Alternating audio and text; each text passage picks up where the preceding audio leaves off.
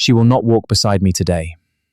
Not after what was said. The words were spoken quietly, Almost gently, in the private robing room of St. George's Chapel at Windsor, but they moved through the corridor like a blade drawn without warning. Princess Anne had not raised her voice. She rarely did.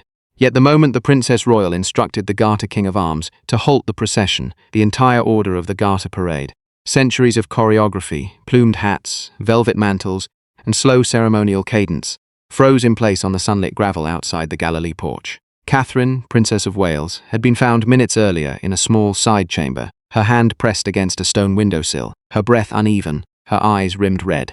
Camilla, Queen, had left the same room only moments before, her posture rigid, her cipher brooch catching the light with a coldness that felt, to those who saw it, almost accusatory. Whatever had passed between the two women had not been prepared for, not by King Charles, not by the household, not by the Lord Chamberlain who now stood pale beside the west door. Before we go deeper into what this really means for the royal family, make sure to subscribe so you don't miss a single update.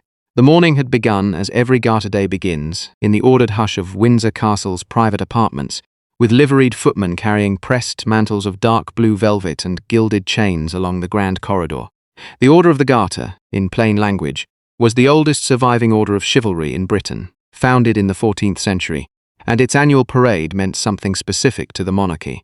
It was the sovereign's personal gift, the one honour the king bestowed by his own hand alone, and every gesture within it carried the weight of 600 years of continuity. It was into this fragile ceremonial architecture that a red dispatch box arrived, unusually, at 8:40 in the morning, carried by a senior private secretary whose face gave nothing away. A red dispatch box was the standardized leather case used to transport confidential state papers directly to the sovereign, and its arrival on a ceremonial morning was, by convention, almost unheard of. The king was already in his garter robes when it was placed before him. Inside the box lay a single sealed envelope, ivory, unlined, addressed in a hand the king had known his entire life. It was his mother's. A memorandum, in the plain sense of the word, was a formal written note prepared to record an instruction or an understanding, and this one had been drafted, dated, and countersigned some 18 months before Queen Elizabeth's death. It had been held, the private secretary murmured, in a sealed compartment at Windsor's private archive, released only upon the fulfillment of a specific triggering condition. A condition, it seemed, that the events of the previous evening had now met. Charles read the first paragraph. He removed his reading glasses. He set them carefully on the leather blotter. He did not speak for a long moment. Princess Anne was already standing at the far window. She had not been summoned. She had simply appeared, as she so often did on days of consequence, with that particular stillness of hers that seemed to know the weight of the room before entering it. "You've read it then," she said without turning. Charles did not answer. He did not need to. Anne had known about the memorandum for over a year. Her mother had trusted her with the knowledge of its existence, though never its full contents, and had asked her, in that quiet Balmoral study where so many final instructions had been given, to ensure that the document surfaced only if a particular line were ever crossed. That line, it now appeared, had been crossed the previous evening in a private drawing room, in front of Catherine. Camilla stood in the oak drawing room, her back to the tall windows, her hands folded lightly at her waist. She had been informed, in the softest possible terms, that a document had arrived and that the king was reading it. She did not ask what it contained. She did not need to. The look in the eyes of the equerry who delivered the message had already told her enough. She did not cry. She did not shout. Instead, she reached slowly to the collar of her ivory day dress, unfastened a small diamond brooch that had been given to her on her wedding morning, and placed it on the marquetry table beside her. It was, for those who understood the language of the household, a gesture of extraordinary weight, the quiet return of an intimate gift, before anyone had asked for it back. Prince William entered the drawing room a moment later. He had come directly from the Norman Tower, where he had been reviewing the Garter procession order with the Lord Chamberlain, and his mantle was still folded over his arm. He saw the brooch on the table. He saw Camilla's face. He said nothing at first. Catherine appeared behind him in the doorway, her Garter Day gown already fastened, her hair arranged with the precision of a woman who had spent the last hour being told, in fragments, what had transpired the previous evening between herself and the Queen. Catherine did not enter the room.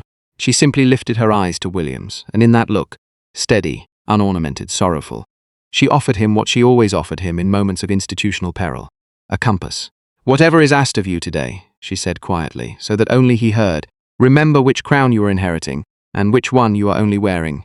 Anne stood in the far corner, arms folded, her expression neutral. For Anne, this was not simply about a hurtful remark exchanged the previous evening. It was about a pattern. It was about the slow drift of a household away from the disciplines her mother had spent 70 years upholding. The room fell completely silent. Camilla did not look up to understand why Queen Elizabeth had taken such an extraordinary step, the drafting of a sealed memorandum designed to activate long after her death. The family would have to confront the Balmoral, evening of 2 summers earlier, the one that had never appeared in any court circular, and of which no minutes had ever been taken. There had been 4 people present: the late Queen, Princess Anne, Camilla, and a single trusted lady-in-waiting, who had been asked, midway through, to withdraw. It had been raining lightly against the tall windows of the private sitting room. Elizabeth had been unwell for some weeks, though she had refused, as always, to allow the fact to alter the shape of a single evening. A decanter of water sat untouched at her elbow. She had asked Camilla a simple question about the arrangement of certain personal items in the royal collection. The private paintings, the jeweled miniatures, the small enameled boxes that had belonged to Queen Mary. Camilla had answered honestly. She had said, in a tone meant to be practical rather than possessive, that certain items ought, in due course, to pass into her personal custody as consort, so that they might be worn and displayed appropriately for the reign to come. Custodianship, in the language of the royal household, meant the personal keeping of an object on behalf of the crown. Not ownership, but the right of use, of wearing, of displaying, and, crucially, of deciding what appeared in public and what remained locked away. It was a distinction that had governed the movement of jewels and heirlooms for 2 centuries, and Elizabeth had understood every syllable of it. The late Queen had not answered immediately. She had lifted her teacup, sipped once, and set it down. Anne, seated in the wing chair by the fire, had watched her mother's hand. She had seen the small, almost imperceptible tightening at the knuckles. Elizabeth had then said, very softly, that certain items were not the consort's to arrange. That precedence, the strict order of rank and inheritance, that governed who stood where, who wore what, and who spoke first, was not a matter of affection but of constitution, and that the reign of a king, however beloved his wife, could not permit the private preferences of a consort to reshape what belonged, ultimately, to the crown itself. Camilla had said one further sentence that evening. It had been a single line, spoken without malice, expressing a wish that certain of the late Queen's own personal gifts to Catherine, small things, sentimental things, given quietly over the years, be understood as gifts to the institution rather than to the individual, and therefore be returned, in time, to the consort's keeping. The room had fallen completely silent. Elizabeth had not answered that night, but within a fortnight, the memorandum had been drafted, signed in her own hand, sealed, and lodged at Windsor. Anne had been told only that it existed, and that it was to remain sealed unless a particular kind of moment ever arrived. A moment in which the same distinction was ever again forgotten, this time in front of the woman it concerned. That moment had arrived the previous evening, in a small drawing room adjoining the Green Chamber, and Catherine had been present. What exactly had been said between Camilla and Catherine remained, even now, a matter of 2 accounts. But, whatever the precise phrasing, it had touched, unmistakably, on the same subject. Items, precedents, the rearrangement of what had once been given in trust. Catherine had said very little in reply. She had simply excused herself, walked into the corridor, and stood for a long moment with her hand against the wall. It was Sophie, Duchess of Edinburgh, who had found her there and who had, with characteristic quiet, escorted her to the side chamber where Princess Anne had discovered her at 9:08 the following morning. Now, in the King's private study at Windsor, with the Garter Parade suspended outside and the household in a state of controlled alarm, Charles and Anne faced each other alone. No courtiers remained in the room. No officials stood ready with folders or notepads. The private secretary had been dismissed with a nod. The door had been closed. Anne stood with her hands clasped behind her back, her garter mantle draped over the chair beside her, her expression unreadable. Charles held the memorandum in his hand. He had read it 3 times. "You knew," he said. "It was not a question." "I knew it existed," Anne answered. "I did not know what it said until this morning. Neither did you." Charles set the paper down on the desk between them. His hand rested on it for a moment, flat, deliberate. "She would not have wanted this made public. She did not intend it to be made public," Anne said. "She intended it to be honored privately, which is a different thing entirely." Anne paused. "She wrote it because she knew you would not." The words landed like a slow bell struck at a distance. Charles did not answer at first. He looked, for the briefest moment, not like a king, but like a son. Then he turned the page over, and a second sheet, folded and previously unseen, slipped from behind the first. It was a codicil, an additional clause appended to a formal document meant to modify or extend its instructions, and it bore a date only 3 weeks before the late Queen's death. In it, Elizabeth had written, in her own hand, a single line naming the specific items to be withdrawn from the consort's use, and naming, in a separate paragraph, the specific member of the family to whom certain of those items were to pass instead. That name was Catherine's. Anne had not known of the codicil. Charles had not known of the codicil. The room fell completely silent. Prince William was summoned to the study at 10 minutes past 10. He entered alone. Catherine remained in the small chamber near the chapel, still composing herself, still refusing to allow the day's ceremonies to be entirely undone by what had passed. The Garter procession stood suspended on the gravel outside. 600 years of choreography waited on the decision of a single man. Charles laid the memorandum and the codicil side by side on the desk. He asked William to read them. William did. He read them twice, as he always did with documents of weight, moving his eyes carefully across each line as though the paper itself might yet reveal something further. Catherine had asked him, before he came upstairs, only one question. She had asked it in the corridor, quietly, without touching him, with her garter gown catching the morning light through the tall window. "Are you deciding as a son," she had said, "or as an heir?" He had not answered. He had only nodded once and gone up. Now, standing before his father, he understood what the question had been asking of him. The document required a signature. It required the confirmation of the next in line to the throne that the late Queen's instruction would be honoured, formally, in the reign that would one day succeed his father's. It would bind not only Charles's household but William's own. William read the codicil a third time. He set the paper down. He did not tear it. He did not sign it. He looked at his father, and then at his aunt, and then at the window, beyond which the plumes of the Garter knights waited in the sunlight. Renunciation, in the language of the household, meant the formal giving up of a right, a claim, or a privilege, not by force but by written consent.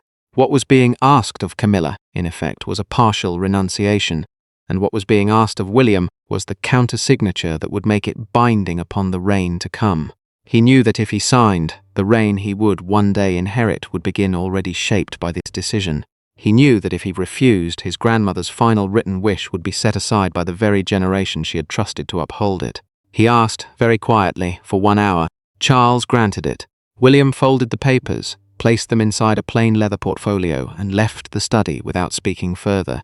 The room fell completely silent behind him. Within the hour, the enforcement had begun, quietly, without announcement, in the way the household had always done such things. At Buckingham Palace, the small strong room in which certain items of the royal collection were kept under controlled access protocol, the term used for the layered security procedure governing who might view, remove, or wear specific items, was closed to all but 2 named officials. At Windsor Castle, an inventory was quietly begun of the items named in the codicil, each one photographed, logged, and moved to a separate cabinet. At Sandringham, a small suite of rooms previously reserved for the Queen's personal use during Christmas was, without fanfare, reallocated to the household of the Princess of Wales for the following winter.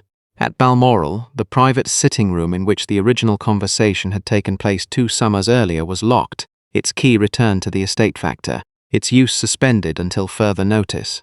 Guest lists for the following month's diplomatic reception were quietly revised. A dinner at which the Queen had been expected to sit at the King's right hand was restructured so that Princess Anne would occupy that place instead, in her capacity as Princess Royal, the historic title held by the sovereign's eldest daughter, carrying specific ceremonial precedence at state occasions. The Garter luncheon, scheduled for 1 o'clock, was reduced from a full-seated banquet to a standing reception, its guest list halved, its speeches cancelled. A senior lady-in-waiting to the Queen was informed, with great gentleness, that certain of her duties would, from the following Monday, be reassigned. She did not weep. She simply nodded, gathered her papers, and left the room. None of this was announced. None of this was leaked, yet. But within the household, from the pages of the equerries' logbooks to the small ledgers kept by the housekeepers, the shape of the coming weeks was already being redrawn. The Crown could not survive if its private instructions were treated as suggestions. That, Anne had said quietly to the Lord Chamberlain, was the whole of the matter. But the greater shock lay in what waited in the next room, where Camilla had asked, through her private secretary, for one final meeting. Not with Charles, not with Anne, but with Catherine.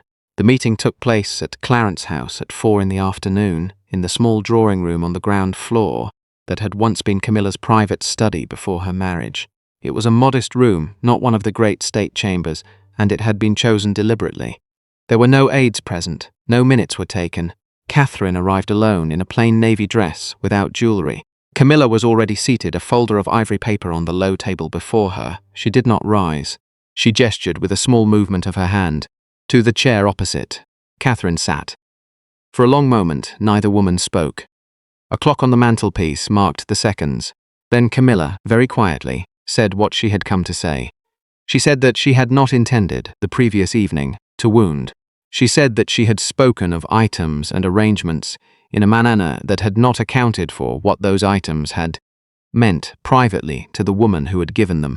She said that she understood now that a gift given in trust was not the same as a gift given in title, and that the difference was not a matter of policy, but of grace.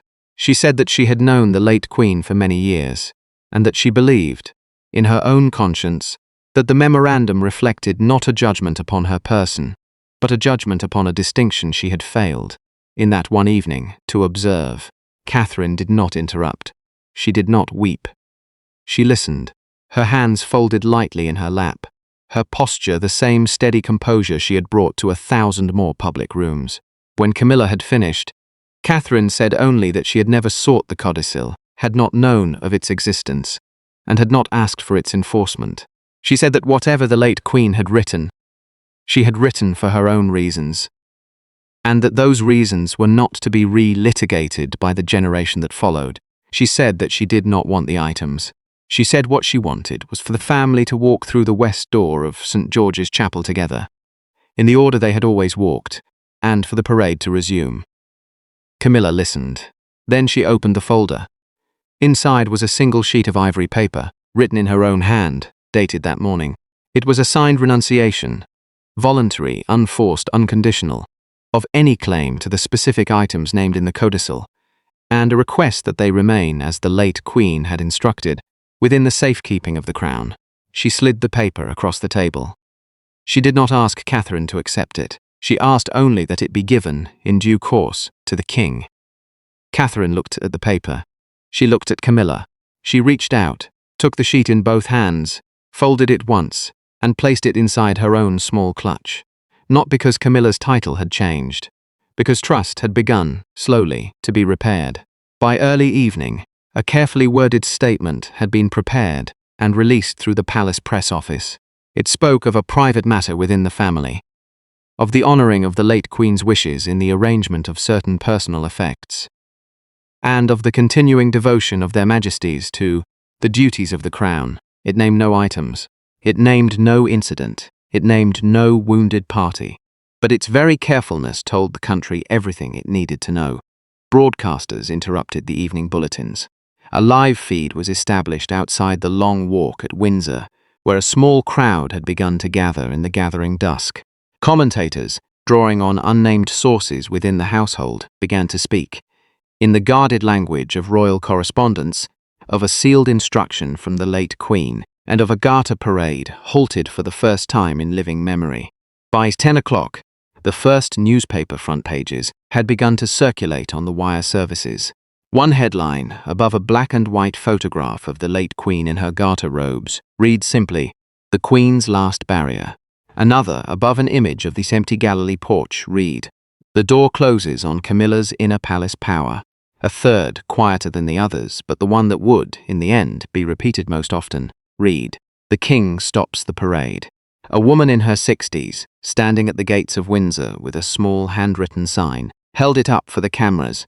It read, in a careful blue pen, She trusted her daughter-in-law with the door, not the key. Within an hour, that sentence had been read aloud on 3 broadcasts. By midnight, it had become, in the language of the commentators, the defining symbol of the public reaction. Inside the walls, however, none of this was heard. The king had already asked for a final meeting. They met in the king's private sitting room at Windsor at 10:30 in the evening. No advisers were present, no secretaries, no footmen. 4 chairs had been arranged in a loose square. Charles, Anne, William, and Camilla. A single lamp burned on the side table. The memorandum and the codicil lay on the low table between them, together with Camilla's signed renunciation and the plain leather portfolio William had carried up from the study that morning. For a long moment, no one spoke. Then Charles, very quietly, said what he had come to say. He said that the fault, in its origin, had been his. He said that he had allowed a distinction to blur that his mother had spent a lifetime keeping clear. He said that he had asked too much of his wife by not asking enough of himself. He thanked Anne, by name, for holding the line his mother had drawn. He apologized to Camilla, by name, for the position in which his silence had placed her. Camilla accepted the apology with the same restraint she had shown all day. She did not weep. She did not defend. She said only that she understood now what the late Queen had meant, and that she would honor the memorandum in every particular, not because she had been compelled to, but because she had come, in the course of a single long day, to see the wisdom of it. She said that she loved her husband, and that she believed the reign would be stronger for what had passed. She said nothing more. William did not speak. He reached forward, took the plain leather portfolio, opened it, and drew out the second sheet, the counter-signature page that had waited, unsigned, all day. He looked at it for a long moment. Then, very deliberately, he tore it in half. He set the 2 halves on the low table beside the codicil. The codicil itself he did not touch. Its instruction would stand. But the binding of a future reign to a document of the past, that, he had decided, was not a thing to be signed on a single afternoon in June. It was a thing to be lived into, quietly, over years. Catherine had asked him whether he was deciding as a son or as an heir. He had decided, in the end, as both. Power could protect love, but it could not make every private wish legitimate. That, in the end, was what the memorandum had been written to say, and what the day had been arranged, by circumstances beyond any single hand, to prove. The late Queen, from beyond her own death, had reached into a summer morning at Windsor, and drawn a line that her son had not been able to draw for himself. Princess Anne had held that line, without cruelty and without triumph, because she had promised her mother that she would. Prince William had refused to sign it into permanence, because he understood that a reign must be shaped by its own conscience, and not only by the instructions of the one before. Catherine had wept quietly in a side chamber, and then had walked, dry-eyed, back into the corridor, and had asked only that the family walk through the west door together. Camilla had returned a brooch, signed a renunciation, and accepted an outcome she had not chosen, with a dignity that would, in the years to come, do more for her reputation than any triumph could have done.